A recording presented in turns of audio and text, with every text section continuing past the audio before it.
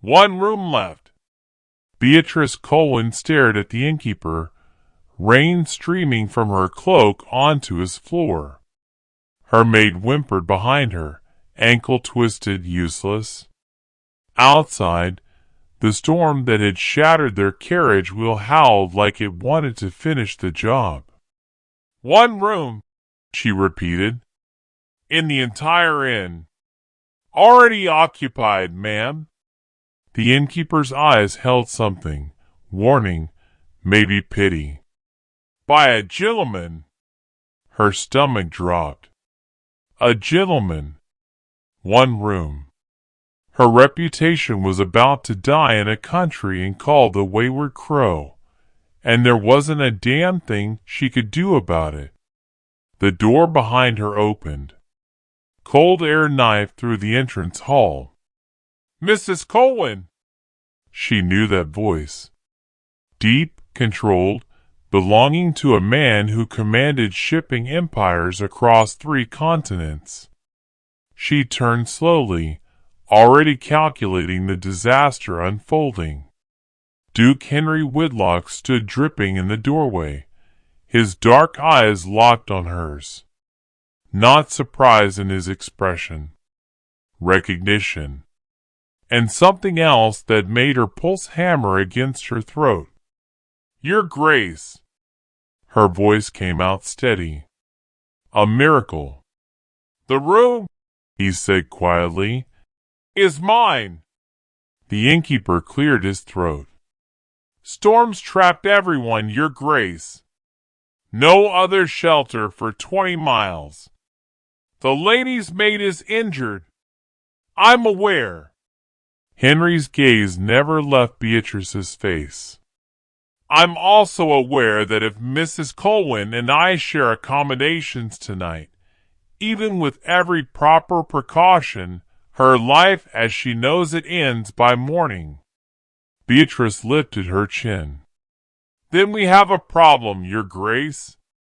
No. His jaw tightened. We have a choice.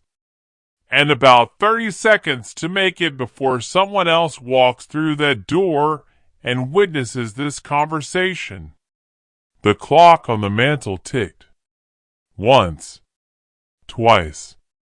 What choice? Beatrice whispered. Stay in the stable and freeze, or share my room with a chaperone and gamble everything you built. Henry's voice cut through the storm noise. Choose now. Beatrice's mind raced. She'd spent 6 years building financial independence after her husband's death, railway investments, textile manufacturing shares, a reputation for shrewd analysis in rooms full of dismissive men. One scandal would erase it all. She'd become a cautionary tale whispered behind fans, barred from investment meetings, pitted by the same society that once grudgingly respected her. But her maid couldn't walk. The stable offered pneumonia, possibly death. Mathematics, she said suddenly. You understand risk assessment. Henry's eyebrow lifted. You remember the Dover Line meeting. You argued for diversification, spreading risk across multiple ventures to survive individual failures. Her words came faster now, urgency sharpening them. We diversify the scandal. Multiple witnesses. Documentation. Make it impossible for gossip to flourish. The innkeeper is chaperone, Henry said, catching her logic instantly. Richard Tolliver. The innkeeper stepped forward, his weathered face grave. I've kept an honest house 40 years. Never had a whiff of scandal. He paused. But I've also never let a woman freeze in a storm because of society's stupidity. You'd stay in the room all night? Beatrice pressed. As witness? Write it in my ledger. Testify before any magistrate who asks. Your reputation stay intact because nothing improper happens, and I'm there to prove it." Tolliver's jaw set. "For a fee that compensates the risk to my own establishment." "Name it," Henry said. £50. And your word, both of you, that you'll speak truth about what happens in that room. No lies. No exaggerations. The truth is your only protection. £50. More than most families earn in a year. Beatrice watched Henry's face, seeing calculation flicker behind his eyes. He was weighing the cost against the alternative, her ruin, his reputation tangled with scandal, the mathematical certainty of social consequences. "Agreed," he said. "Wait." Beatrice's voice shook. "You understand what you're risking. Your position, your business relationships, if anyone doubts Mr. Tolliver's account." "I understand compound interest, Mrs. Colwyn. Small actions accumulate over time into substantial consequences." Henry's gaze held hers. "I also understand that some investments in human decency yield returns no ledger can measure." Thunder cracked directly overhead. The window rattled in its frame. "The room," Tolliver said quietly, "is upstairs. We go now, before anyone else arrives and complicates this further." Beatrice looked at the stairs, at Henry, at the impossible choice that wasn't really a choice at all. "After tonight," she whispered, "everything changes." "Everything," Henry agreed, "already has." The room was modest but clean, containing one bed, 2 chairs, and a small writing desk. Mr. Tolliver positioned himself strategically by the door, producing a battered novel from his coat pocket with the air of a man settling in for a long night. "Your maid?" Henry asked, noticing Beatrice had arrived alone. "Mrs. Davies is being tended in the kitchen," Beatrice explained, removing her ruined cloak. "Her ankle requires binding, and the cook's wife has experience with such injuries. She'll be more comfortable there, near the fire." Henry noticed she didn't apologize for her disheveled state or simper about the scandal. Instead, she moved to the writing desk, examining the lamp's oil reservoir with practical efficiency. This was a woman who understood resource management. "You've invested in the London to Dover line," Henry observed, deciding conversation might ease the awkwardness. "A sound decision. The mail coach contracts alone should yield 8% annually." Beatrice glanced up, surprise flickering across her features. "You remember the investment meeting. I remember your analysis of comparative transport costs. You factored in variables most men overlooked: seasonal weather impacts, alternative routing during track maintenance, projected population growth in coastal towns." He settled into one of the chairs, deliberately keeping his distance. "You understand what few investors do. Infrastructure is the foundation of modern wealth." This was the lesson he wished to share, though he hadn't expected this audience or venue. His own father had dismissed such thinking as merchant mentality, unsuitable for aristocrats. But Henry had studied the great trading companies, the Dutch and British East India enterprises, and recognized that the future belonged to those who understood systems, not just titles. My late husband, Beatrice said carefully, left me a small income. I increased it through study. I read Adam Smith, David Ricardo, and the railway reports published quarterly. Most women are taught that money appears magically from male relatives. I learned it grows through strategic allocation and patient accumulation. Compound interest, Henry said, nodding. Einstein supposedly called it the eighth wonder of the world, though that attribution is likely apocryphal. The principle remains sound.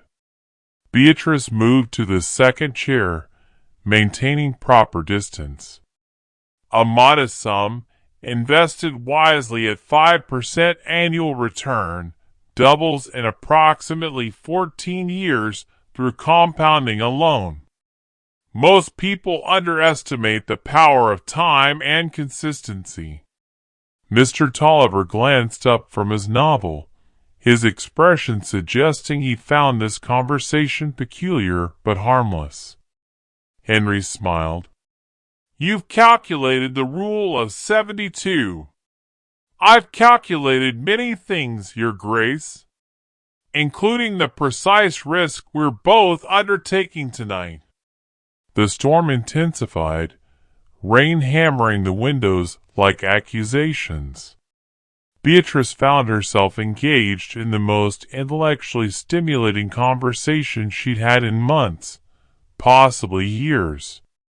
The Duke spoke of portfolio diversification, of not concentrating wealth in a single venture, the maritime equivalent of not putting all eggs in one basket, but expressed through cargo manifests and shipping route redundancies. After my father died, Henry explained, I inherited 12 ships, all running the same Atlantic route. It was monumentally foolish. One diplomatic incident, one colonial war, one naval blockade, and the entire enterprise would collapse. I diversified Mediterranean trade, Baltic timber routes, even a small Pacific operation. When the American cotton crisis hit in '61, my losses were contained because only 20% of my fleet depended on southern ports. This was education Beatrice had never received in finishing school, where girls learned watercolors and French instead of financial resilience. She leaned forward, genuinely interested. But diversification requires capital, she noted. Most widows have limited funds. How does one diversify with, say, £3,000? It was an admission of her own circumstances, but Henry didn't seem to judge. Instead, he considered the question seriously. Railway shares, as you've done, he said, but also government bonds for stability. They yield less, perhaps 3%, but they're secure. Municipal improvement projects in growing cities. And maintain liquid capital, at least 6 months of living expenses in accessible funds. Never invest what you cannot afford to lose. This last principle was crucial. Too many people, desperate to escape poverty or maintain appearances, gambled everything on uncertain ventures. The mathematics of ruin were simple. Lose everything once, and no amount of future gains could restore you to your starting position. You speak as though you've witnessed financial ruin firsthand, Beatrice observed. Henry's expression darkened. My uncle. He mortgaged his entire estate to invest in a South American mining scheme, promised returns of 40% annually. He lost everything. died penniless in a debtor's boarding house in Cheapside. He paused, remembering. I was 23 when I inherited my title. That lesson shaped everything that followed. Caution isn't cowardice. It's mathematics. Mr. Tolliver had abandoned his pretense of reading. Begging your pardon, your grace, but that's wisdom more folks should hear. I've kept this in 30 years through conservative management, never borrowed what I couldn't repay, never expanded faster than income allowed. Slow and steady like. Precisely, Henry agreed. The tortoise strategy, not the hare's. Beatrice found herself smiling. Here, in this peculiar situation, she was learning more practical wisdom than a dozen society gatherings had ever offered. As midnight approached, the conversation shifted to the very real danger they faced. Reputation, particularly for a woman, operated on principles even more unforgiving than financial markets. If word emerges that we spent tonight in this room, Beatrice said quietly, my social standing will evaporate. The Railway Investment Consortium will exclude me. No matter that my analysis is sound, no matter that my capital is good. I'll become that woman, discussed in whispers, and denied entrance to respectable spaces. It was brutally unfair, and Henry knew it. A man might weather such scandal with minimal damage. A woman's entire existence could be destroyed. The asymmetry is irrational, he said bluntly. You possess demonstrable financial acumen, proven judgment, and independent means. Yet society values your reputation, an intangible, subjective measure, above all objective evidence of your character and capabilities. Society, Beatrice replied, operates on perception, not logic. It's a market where women are commodities, valued by artificial scarcity, virginity, propriety, submissiveness. My education threatens that market structure. Every woman who proves herself financially independent challenges the narrative that we require male guardianship. This was the deeper education, Henry realized. Not just financial principles, but sociological analysis. The systems that governed their lives were human constructions, built on assumptions that might be questioned, potentially changed.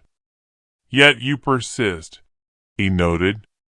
You educate yourself, invest independently, attend meetings where you're the only woman present. Why?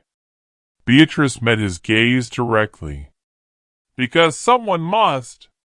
Because my daughter is 15 years old, and I want her to inherit a world with more possibilities than I received.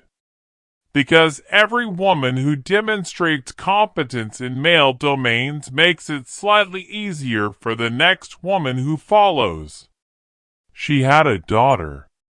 Henry absorbed this information, admiring the courage it required to build independence while raising a child alone. That's legacy thinking, he said approvingly. You're investing not for immediate returns, but for generational impact. The longest time horizon possible. Mr. Tolliver cleared his throat. My daughter keeps the accounts for this and now, he said softly.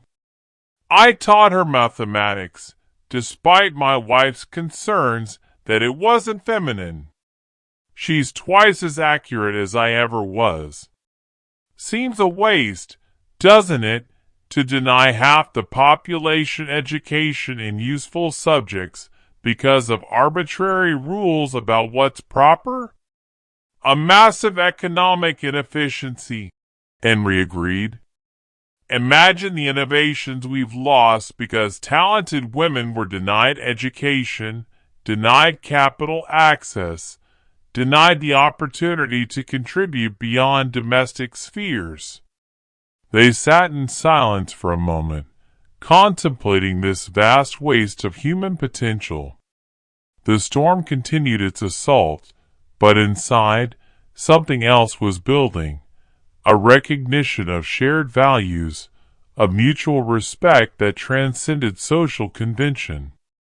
Dawn arrived gray and uncertain, the storm having exhausted itself into fitful drizzle.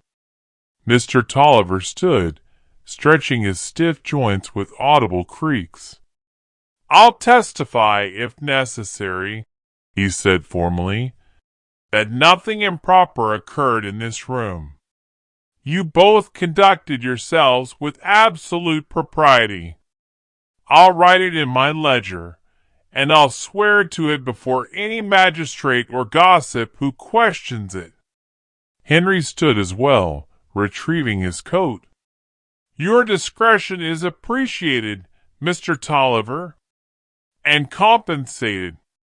He placed several gold sovereigns on the desk, far more than the night's lodging warranted. "For your integrity and your daughter's education fund." The innkeeper's eyes widened, but he accepted the coins with dignity. "You're a gentleman indeed as well as title, your grace." Beatrice gathered her now dry cloak, her expression unreadable. The peculiar intimacy of their night-long conversation had created a connection she hadn't anticipated. This man, this Duke, understood her ambitions, respected her intelligence, and treated her as an intellectual equal. It was intoxicating and dangerous in ways that had nothing to do with scandal. "Mrs. Colwyn," Henry said, as they prepared to depart, "the Dover Railway Consortium meets again in 3 weeks. I hope you'll attend. Your perspective on the coastal expansion financing would be valuable." It was a professional invitation, carefully phrased to be entirely proper. But his eyes held a question that went beyond business. "I'll be there, your grace," Beatrice replied. "My analysis of the projected tourism revenue from improved coastal access should be ready by then." They descended to the common room, where Mrs. Davies waited, her ankle bound and her expression anxious. Other travelers were stirring, preparing to continue their journeys. No one seemed to notice anything unusual about the Duke and the widow emerging from upstairs. Outside, Henry's carriage had been repaired, while Beatrice's remained mired in mud a mile down the road. The practical solution was obvious, yet dangerous. "I can transport you to London," Henry offered. "With your maid present, it would be entirely proper.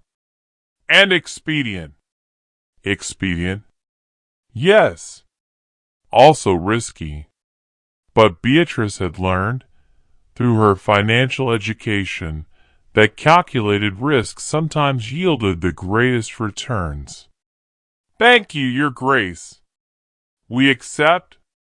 As the carriage rolled toward London, Beatrice understood that last night had changed her life, not through scandal, but through unexpected connection. She'd found an ally in the most unlikely circumstance, and perhaps something more.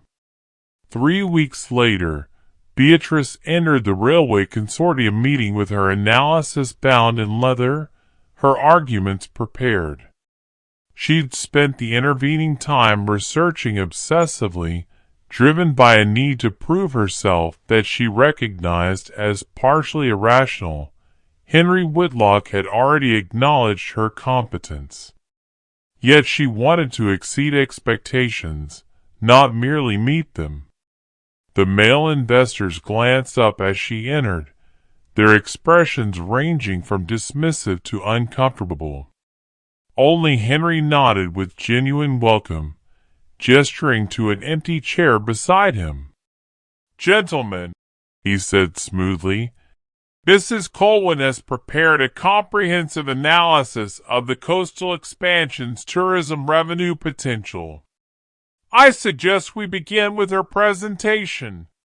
It was an assertion of power, using his ducal authority to command attention she otherwise might have fought to receive.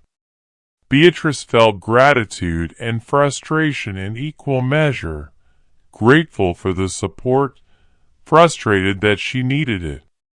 But as she began speaking, the numbers took over. She calculated projected visitor growth based on current Brighton railway figures, adjusted for Dover's proximity to continental ports. She'd factored in seasonal variation, weather impacts, and the emerging trend of middle-class seaside holidays enabled by cheaper rail transport. "The working class increasingly has disposable income," she explained, pointing to her charts. "The factory acts have limited working hours, creating leisure time. Rail access transforms a 2-day expensive coach journey into a 4-hour affordable excursion. We're not just building a railway, we're enabling a new form of consumption. The revenue won't come primarily from wealthy tourists, but from volume. Thousands of modest travelers generating collectively substantial income." One older investor frowned. "You're suggesting we depend on common workers? That seems precarious." "On the contrary," Beatrice countered, "it's diversification. Aristocratic travel is limited. There are only so many wealthy families. But a population of millions, each contributing a few shillings? That's stable, predictable income. Like compound interest, small amounts, accumulated consistently over time, generate substantial returns." Henry smiled, recognizing his own teaching reflected back. "The mathematics are sound," he said. "Mrs. Colwyn is proposing we democratize leisure travel. It's the same principle that's made American railways profitable, volume over exclusivity." The discussion continued for 2 hours, and by the end, Beatrice had convinced 7 of the 10 investors. Her analysis would be incorporated into the expansion proposal. She'd earned this victory through preparation and logic, not charm or connections. As the meeting concluded, Henry approached her. "Brilliantly argued. You've just influenced a project worth £500,000. "We've influenced it," Beatrice corrected. "Your support was essential." "For now," Henry acknowledged. "But imagine a future where it's not necessary. Where a woman can present financial analysis and be heard on merit alone. That future," Beatrice said quietly, "requires building one small precedent at a time. Each woman who succeeds makes it incrementally easier for the next. Compound interest applied to social progress." Henry's expression shifted, admiration mixing with something deeper. "Have dinner with me," he said suddenly. "Tomorrow evening. I want to discuss further collaborations." It was improper, potentially scandalous. A widow might dine with a gentleman, but doing so suggested courtship. Beatrice felt the risk calculation occurring automatically in her mind. "Yes," she said. The dinner was held at Henry's London residence, With appropriate chaperonage, his widowed sister served as hostess, ensuring propriety while permitting conversation. But the real revelation came after the meal, when Henry showed Beatrice his study. It was a library of commerce, shelves of ledgers, maritime charts, railway reports, trade journals, but also political treatises, scientific papers, and surprisingly novels. "I believe," Henry explained, "in diversifying not just investments, but knowledge. A well-rounded education creates unexpected connections, principles from one domain applying to another. Naval engineering taught me about stress distribution, which informed my understanding of bridge construction, which proved relevant to railway track design." Beatrice ran her fingers along the spines of books on political economy. "Most aristocrats would consider this study beneath their dignity. Most aristocrats are watching their estates decline while mine thrives," Henry replied bluntly. "The world is changing. Industrialization, urbanization, global trade, these aren't temporary phenomena. They're the foundation of the next century. Families that adapt will prosper. Those clinging to feudal agricultural models will gradually fade." This was the education Beatrice valued most, not just technical knowledge, but perspective on historical transformation. They were living through revolutionary times, and most people didn't recognize it. "My daughter," Beatrice said carefully, "has expressed interest in mathematics. Her tutor discourages it, suggesting she focus on accomplishments that will attract a husband. But I wonder." "Educate her," Henry said immediately. "Mathematics teaches logical thinking, problem-solving, pattern recognition. These skills apply to everything, from household management to business to scientific inquiry. Denying them to girls is arbitrary and wasteful. Society will call her unfeminine," Beatrice warned. "Society," Henry replied, "is itself changing. The question isn't whether she'll fit into today's society, but whether she'll thrive in tomorrow's. I'd wager on education over conformity." They talked for hours about education, about social change, about their own experiences navigating a world that valued birth over merit, appearance over substance. And gradually, Beatrice realized that she'd found something rare, a partnership of equals, where her intelligence was appreciated rather than threatening. When Henry finally spoke the question that had been building all evening, it came without flowery romance, but with characteristic honesty. "Beatrice, I find myself wanting to diversify my life's portfolio to include you permanently.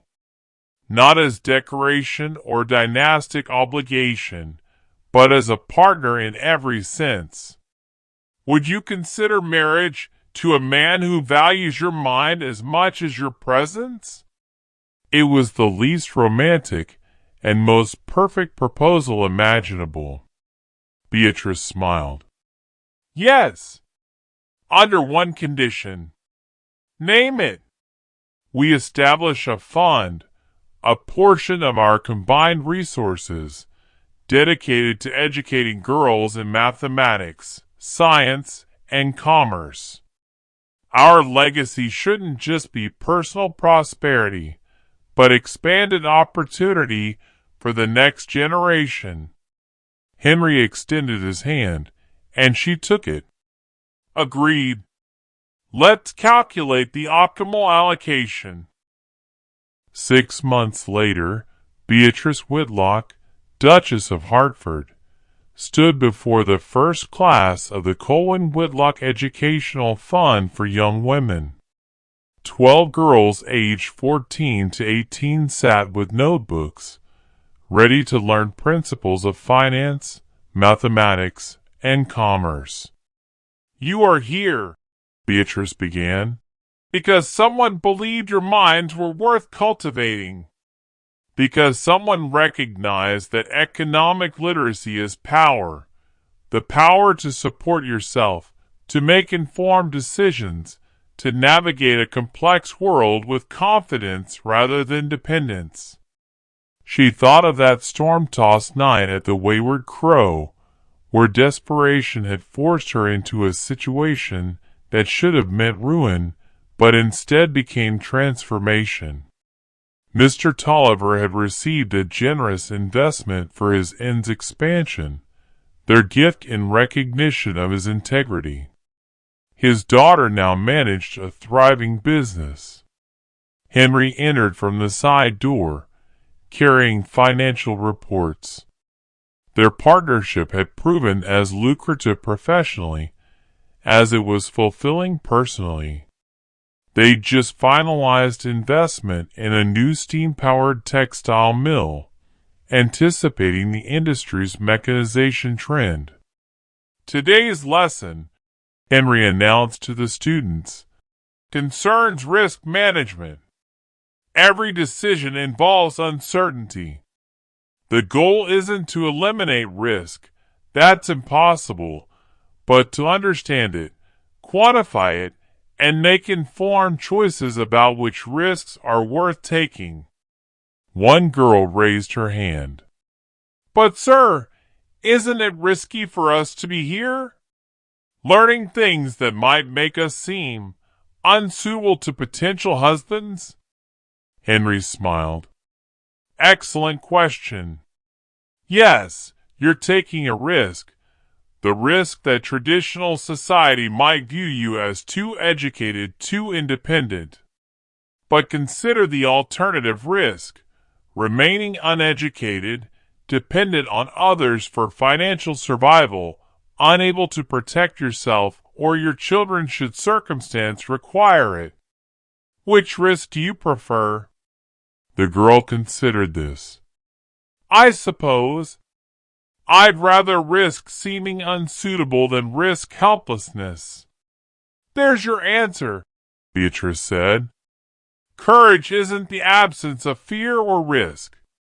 It's the informed choice to accept certain risks in pursuit of something valuable. I risked scandal to learn about finance. That risk has paid compound interest far beyond anything I imagined." She glanced at Henry, remembering that night, the storm, the single room, the conversation that changed everything. They'd broken convention, yes, but carefully, thoughtfully, with witnesses and chaperones, and ultimately, with integrity intact.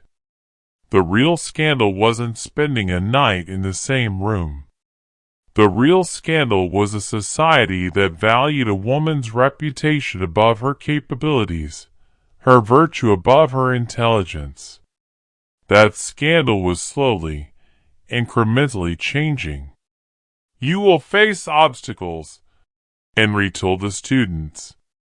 "Some people will resent your education, fear your competence, or simply fail to understand why you'd want knowledge beyond domestic arts. But remember, every woman who persists, who educates herself, who demonstrates competence in unsuitable domains, makes it easier for the next woman. You're not just investing in yourselves, you're investing in future generations. Compound interest," one girl said suddenly, understanding. "Applied to social change." Beatrice smiled.